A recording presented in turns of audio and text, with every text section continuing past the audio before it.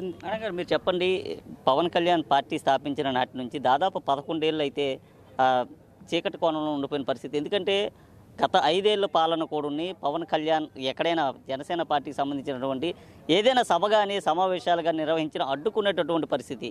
అయితే ఇప్పుడు ఆయన అధికారంలో ఉన్నారు, అధికారికంగానే ఇక్కడ వేదిక మీద ఈరోజైతే పండగ వాతావరణం రేపు సంతరించుకొని ఉంది, వేడుకలు కూడా జరుపుకొని ఉన్నారు.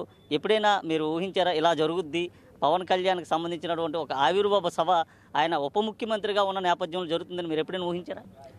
ఊహించామండి. మా నాయకుడు సీఎం అవ్వాలని ఊహ అయితే ప్రతి ఒక్క కార్యకర్తకు ఉంటుంది కదా. సో అంటే పవన్ కళ్యాణ్ గారు ఏం చెప్పారు, రాజకీయం చేసేప్పుడే జనసేన పార్టీని స్థాపించినప్పుడే 25 ప్రస్థానాన్ని దృష్టిలో పెట్టుకొని పనిచేయండి, మనం పని చేసుకుంటూ వెళ్తాము, దానిలో భాగంగా అధికారం అనేది పదవి అనేది దాని అందరికి అదే వస్తుంది, కానీ మన గోల్ అయితే 25 సంవత్సరాలు సర్వీస్ చేయడానికి సిద్ధంగా ఉండండి అని మోటివేట్ చేశారు. కాబట్టి ఒక దశాబ్దం కాలం పనిచేసిన తర్వాత ప్రజలు ఆయన చేసిన విధానాలని మెచ్చారు. ఎప్పుడైతే వైసీపీ గత గవర్నమెంట్ 5 ఏళ్లలో ఈ భవన నిర్మాణ కార్మికుల దగ్గర నుంచి, రైతుల దగ్గర నుంచి, మహిళల దగ్గర నుంచి ప్రతి ఒక్క సామాన్యుడిని అరెస్టులు చేసి ఇంట్లో పెట్టి ఊచకోత అనమాట, ఒక రకమైన విధ్వంసం. ఇలాంటి పరిస్థితుల్లో కూడా జనసేన పార్టీ సవాల్ విసురుతూ జగన్మోహన్ రెడ్డిని నిలువరించేసింది, అధపాతాళానికి తొక్కి అవతలేసింది. అంటే 11 సీట్లతో పరిమితం చేసింది. పవన్ కళ్యాణ్ గారు కూడా నేరుగా చెప్పారు అదం పాతాలను తొక్కుతానని. దాన్ని తొక్కారని అంటారా? తొక్కారు, ఖచ్చితంగా ప్రజలు తొక్కారు. ప్రజలు పవన్ కళ్యాణ్ గారిని చూశారు, జగన్మోహన్ రెడ్డి గారిని చూశారు. సో ప్రజలు పవన్ కళ్యాణ్ గారి వైపు నిలబడ్డారు, జనసేన వైపు నిలబడ్డారు, జనసేన విజయం వైపు నిలబడ్డారు. అంటే ఏదైతే ప్రజలకి నిస్వార్థంగా నిబద్ధతగా పనిచేస్తారో ఆ నాయకుడు వెనక ప్రజలు ఉంటారు అని నిరూపించారు. 24 ఎన్నిక అనేది ప్రతి ఒక్కళ్ళకి, పనిచేసే ప్రతి ఒక్క నాయకుడికి, విజన్ ఉన్న నాయకుడికి ప్రజలు అనేవాళ్ళు ఎప్పుడూ అండగా ఉంటారు అని చెప్పిన ఒక గొప్ప ఎన్నికగా మనం భావించాలి.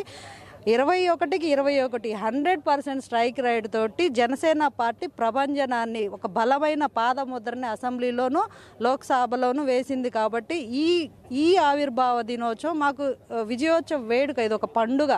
సో ఈ పండుగని అధికారం వచ్చిన తర్వాత ఇన్నాళ్ళు ఒక పార్టీగా, ఒక ప్రతిపక్ష పార్టీగా రాష్ట్రంలో ఇన్ని సభలు జరిపాము.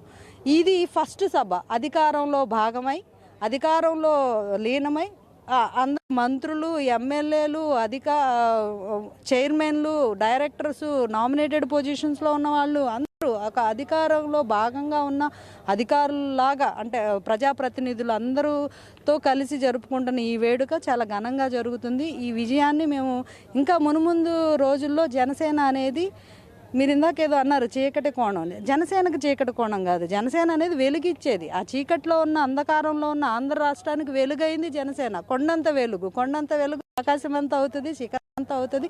జనసేన రానున్న రోజుల్లో జనసేన ప్రస్థానం లేకుండా రాజకీయం అనేది భారతదేశంలో జరగదు. కళ్యాణ్ గారు ఏదైతే విశాఖ వస్తున్న సమయంలో లైట్లు కూడా ఆఫ్ చేసి చీకటిగా చేసేసిన పరిస్థితి, పవన్ కళ్యాణ్ గారిని దాదాపు 48 గంటల్లో ఆయన్ని ఒక బందీగా ఉంచేసినటువంటి పరిస్థితి.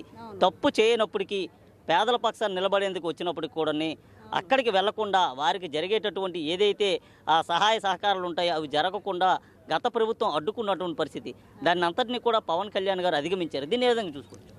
అదే, ఏదైతే అరాచక శక్తులు పెట్టరేగిపోతాయో అప్పుడు ఖచ్చితంగా ఒకళ్ళు చండ్రకోలు తీస్తారు. అది పవన్ కళ్యాణ్ గారు తీశారు. ప్రజలు అండగా నిలబడ్డారు. ఎప్పుడైతే ప్రజాస్వామ్యాన్ని కూనీ చేయాలి, ప్రజాస్వామ్యమే లేకుండా చేయాలి, మనం ఇష్టానుసారం ఒక రాజరికంగా వ్యవస్థ ఉండాలి అంటే వ్యవస్థలో ఉన్నవాళ్ళు, లేకపోతే ఇలాగా పవన్ కళ్యాణ్ గారు లాంటి బలమైన గొంతుక, బలమైన శక్తి ఉన్న నాయకులు చూస్తూ ఊరుకోరు. కాబట్టి కూటమి కట్టాము, జట్టు కట్టాము, జగన్మోహన్ రెడ్డిని ఇంట్లో కూర్చోబెట్టాము. రైట్. ఏదైతే 30 ఏళ్ళ పాలనని ఏదైతే గతంలో ఉన్నటువంటి ప్రభుత్వం మీనవేశాలు లెక్కించిందో వారికి రాష్ట్ర ప్రజలు పూర్తిగా బుద్ధి చెప్పారంటూ వీర మహిళలు చెప్తున్న పరిస్థితి. పవన్ కళ్యాణ్ అంటేనే ప్రతి ఒక్కరి గుండెల్లో చెరువుపోను ముద్ర వేసుకున్నారని, మరో 25 ఏళ్ళు రాష్ట్ర ప్రజలకు భవిష్యత్తును కూడా ఆయన ఇవ్వబోతున్నారంటూ కూడా చెప్పిన పరిస్థితి కనిపిస్తుంది. అయితే పిఠాపురం చిత్రాల వేదికగా జరుగుతున్నటువంటి ఆవిర్భావ సభ ఏదైతే ఉందో, ఆయన ముఖ్యమంత్రిగానే ఆయన సభ నిర్వహిస్తారని మేము కలలుగన్నప్పటికీ, అయితే ఉప ముఖ్యమంత్రిగా అయినప్పటికీ కూడా ఆయన ఇక్కడ సభ నిర్వహించడం తమ అంతటికీ కూడా పండగ వాతావరణం ఉన్నట్లుగా అయితే వీర మహిళలు చెప్పిన పరిస్థితి కనిపిస్తుంది. ఇది ఇక్కడ ఉన్నటువంటి తాజా పరిస్థితి.